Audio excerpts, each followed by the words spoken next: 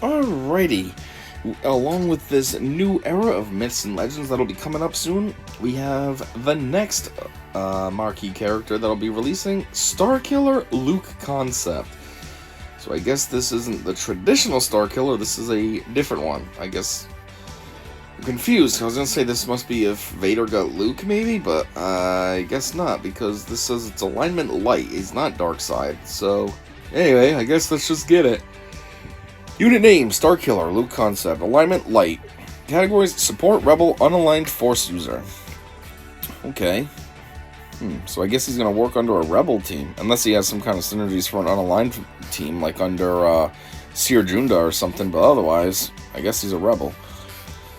I think CLS, yeah, CLS is also rebel and unaligned, so I guess that still could work. Real strong rebel synergies. Anyways, basic ability, Laser Sword Strike. Final text, dispel all buffs and deal physical damage to target enemy. If the ally in the leader slot is CLS, that's funny, I just talked about CLS. During Starkiller Luke Concept's turn, he gains 20% turn meter. So does this mean that he's like a CLS lifter? I guess that's kind of cool, because CLS teams have been super solid in this game for a while, and until more recently, they've started to fall off. Like, they don't feel as solid anymore. So, I guess putting a lifter, that's kind of cool. It brings CLS back to the forefront. Anyways, design notes. One of the best traits is turn meter manipulation for his team, and we wanted to double down on that with a basic ability that preserves the team's essence. It felt right and balanced for Starkiller Luke concept to gain turn meter while Commander Luke Skywalker is present. The more turns Starkiller Luke concept gets in the battle, the better the team gets in the battle. You'll see that further in the kit. Geez, I know I read that kind of choppily, but the wording was very weird. The better the team gets in the battle. Wait, the more turns Starkiller gets in the battle, the better the team gets in the battle. I get what that's trying to say, but oh man, that is a choppy way to go about that. Anyways, it kind of sucks that they don't have pictures for us and GIFs and all this. Like, it'd be nice to see this and see what he looks like. Like, what does this look like? I keep reading Starkiller, and I'm just thinking regular Starkiller, whatever his name is. I always forget his name, but you know, the traditional Starkiller from like Force Awakens. I keep thinking of him and how he looked, both in his regular look and like his look when he had all that outfit on, the metal and stuff, the claws. And I'm like, well, what does this one look like? I don't want to keep thinking of that one. That's not what he looks like. Ugh. Anyway, special one, Son of the Suns. Final text, deal physical damage to target enemy and inflict buff immunity for 2 turns. If the ally in the leader slot is CLS, he assists, and Starkiller Luke inflicts shared fate on that enemy for 2 turns, which can't be copied, dispelled, or resisted. Real quick, what is shared fate? It is when this enemy receives damage, 20% of that damage is dealt to all other enemies as true damage. This damage can't defeat them. Only one enemy can be inflicted with a shared fate at a time. That's kind of cool. So it's like a quasi AoE type move. Anyhow, if CLS has call to action, he assists a second time, and the grip of Tython's cooldown is reduced by 1. I'd assume the grip of Tython is a move that we haven't gotten to yet, so we'll find out what that does shortly. Yeah, this is a pretty awesome CLS lifter. Man, if he has call to action, he'll take two turns, and grip of Tython is reduced by 1. We'll see if that's good or not, but that's cool. I'm sure it can't can't hurt to have a reduction in the cooldown. Anyhow, design notes. Shared Fate is a new debuff designed to affect a connection between Starkiller and CLS, based on the fact that both characters represent different visions of the same legend. Yeah, I was gonna say, like, this is the same guy. Like, what are you talking about? The connection between them. This is like, the Flash show, and how there's all these Harrison Wells. They're not really the same Harrison Wells. They are, but they're not. They're from different universes and stuff. That's kind of like what this is. One path was CLS, but another path would have been Starkiller Luke. Anyhow, it allows single target attacks against the affected enemy and also damages other enemies sharing the same fate. The plan was to use the squad's offensive capabilities to the fullest, wearing down other enemies while targeting a single target. Shared Fate transforms your single target attack into a controlled AoE attack. It's what I said, a quasi AoE type move. Synergy. One of the most effective ways to use Shared Fate is to inflict this debuff on a taunting enemy and just keep on attacking that enemy with your offense-heavy squad, which the CLS squad is good at. Sure is. You know, you put him, I guess you'll put this new Starkiller on the team. Obviously have Han on the team, put Chewie on the team, and I don't know who you'd put in the 5th slot, but you know, there's plenty of good options. Rebels and or even just existing characters. Maybe 3PO could work good. Maybe you could put Chewie and 3PO. Whatever. Others will slowly wear down, and once you see an opening, simply use call to action to defeat your foe. Special 2, the Grip of Tython. Final text, deal physical damage to all enemies and ability block them for 1 turn. So it's an AoE move and they get ability block, so everybody can only use their basic? Not bad. If the ally in the leader slot is CLS and there are no GL allies, which I don't see why you would have a GL ally if you're using CLS as your lead, dispel all debuffs on rebel allies, and enemies critically hit by this ability lose 20% turn meter. If any debuff was dispelled on Starkiller or Luke, the rebel allies gain 25% offense, stacking max 100% until the end of battle. Oh, that's not bad.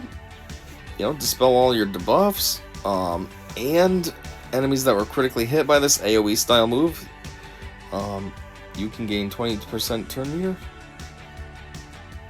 Oh, they lose 20% turn meter, I mean, so that's good. Now they're potentially standing around a little bit longer. And then if any debuffs were dispelled on Starkiller Luke, then rebel allies gain 25% offense stacking, up to 100%, so doubling your offense output. It's not bad. So now Han, even though he's a glass cannon, he hits pretty hard to begin with, but now potentially doubling it, you know, he's hitting super hard. Design notes. We wanted to achieve 2 important things with this ability. First, the team lacked a mass dispel for the entire squad, and the other was to improve on what the squad is already good at: turn meter, manipulation, and offense. I don't really know about turn meter manipulation. I mean, I guess technically, I know Luke's CLS has abilities that can manipulate turn meter, but it's typically on 1 character at a time. But offense, yeah, that's where the team is. A very heavy offense team. Unique one, the force of others. That sounds kind of silly. It's like he doesn't have a force. He has to rely on others to, I don't know, help him out or something. Final text. Rebel allies have plus 15% critical chance and plus 25% max health and max protection, doubled if CLS is the ally in the leader slot. All of that's doubled, so they'd get plus 30% crit and 50% max health and protection. It's not bad.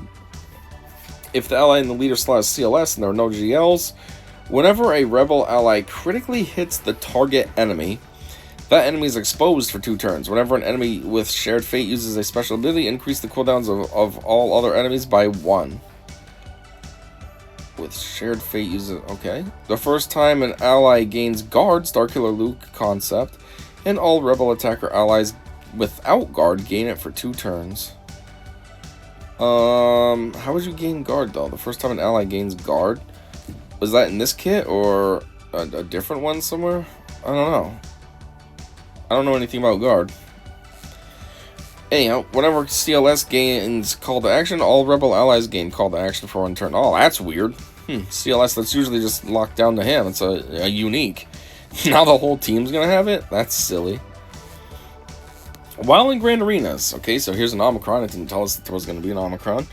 If CLS is in the allied leader slot and there are no GLs, whenever a rebel ally attacks on a turn, they have plus 50% defense penetration. Whenever a rebel ally has ability blocked, they dispel it and gain protection up, 50% stacking for 2 turns and 25% turn meter.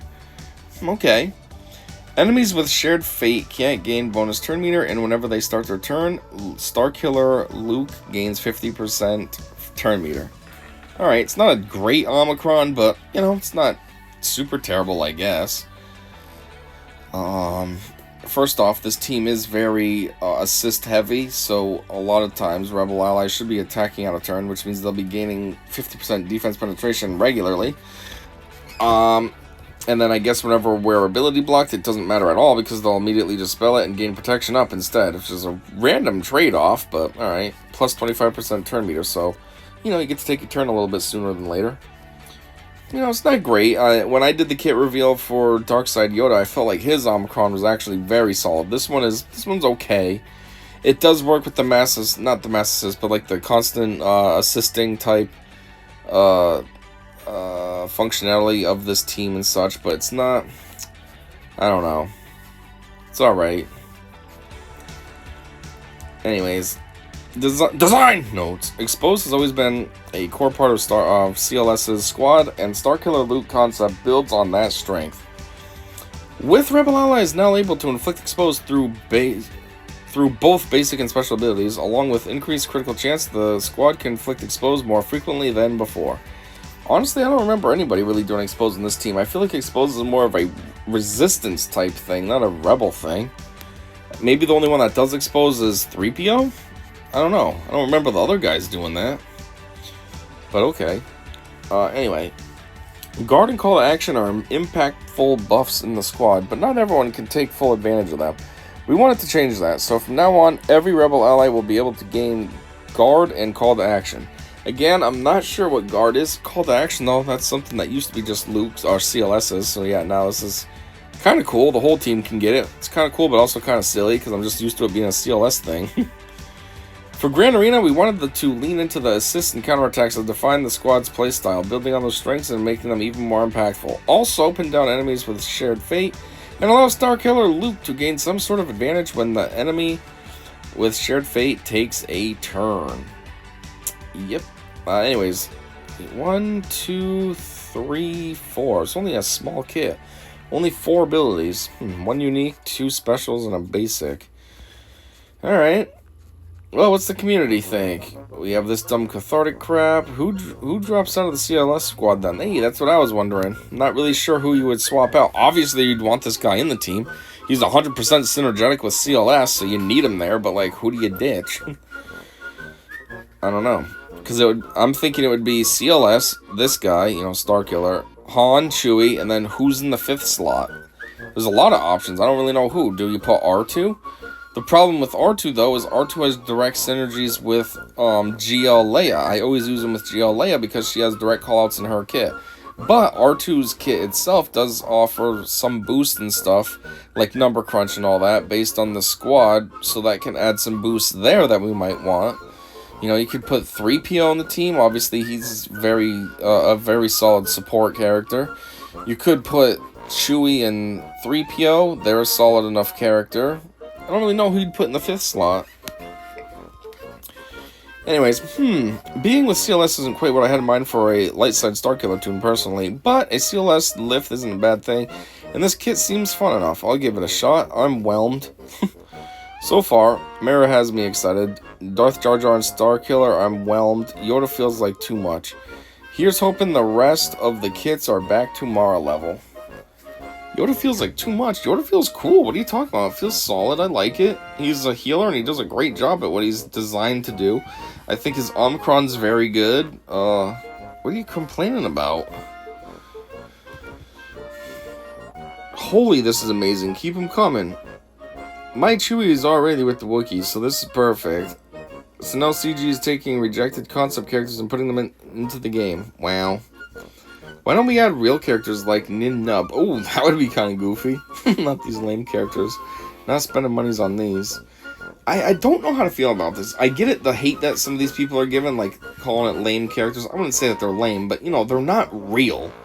I mean, the whole point is that this is myths and legends. Like, they're just not real. So there is that. Like, I understand where you could get frustrated from. Like, I want a real character, not just some goofy little concept thing or hallucination vision or whatever.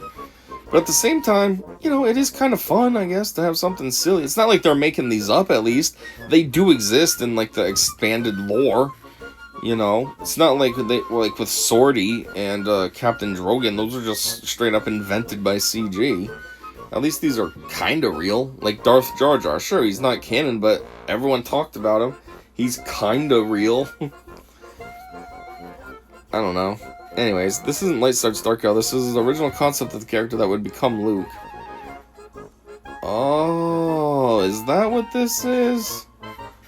Yeah, because I think back in the day when I've heard of that from back in the day when they were coming up with a new hope. Luke's name now we know is Luke Skywalker, but it was going to be Luke Starkiller or something like that, but then it got changed.